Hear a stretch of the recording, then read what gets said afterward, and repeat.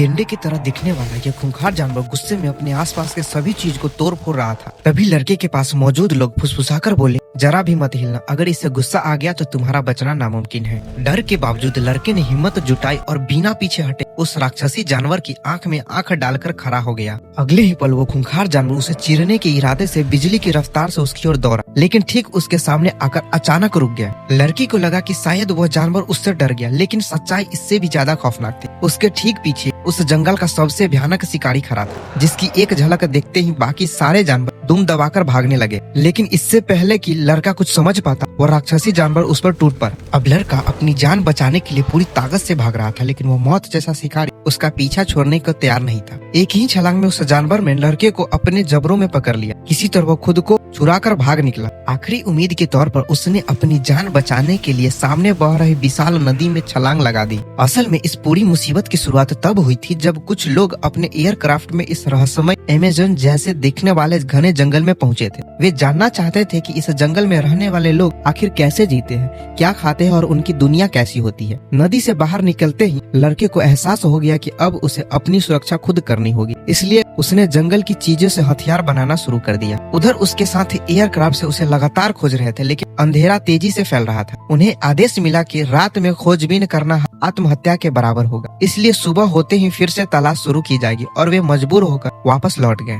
इधर घने अंधेरे में लड़के ने अपने बचाव के लिए एक मसाल तैयार की, लेकिन जैसे ही उसने पीछे मुड़कर देखा, उसकी रूह कांप गई। दर्जनों खूंखार जानवर उसके चारों तरफ घेर चुके थे। अचानक सभी जानवर एक साथ उस पर टूट पड़े और लड़का अपनी जान बचाने के लिए उससे भिड़ गया। जैसे ही एक जानवर अंतिम बार करने ही वाला था, कहीं से छोड़ा गया एक तीर सीधा उसके सीने के चीरता हुआ निकल गया। यह तीर किसी शिकारी का नहीं, बल्कि उसी रहस्यमय जनजाति की एक बहादुर लड़की का था, जिसके बारे में जानने के लिए ये लोग इस जंगल में आए थे। उसने पल भर में कई जानवरों को भगा दिया और लड़की की जान बचा ली। लड़के ने उसे धन्यवाद कहना चाहा, लेकिन वह बिना उसकी बात सुने बस इतना बोली, जहाँ से आए हो वहीं लौट जाओ। लेकिन लड़के ने इसकी बात मानने से साफ इनकार कर दिया और इसके पीछे पीछे चल पड़ा।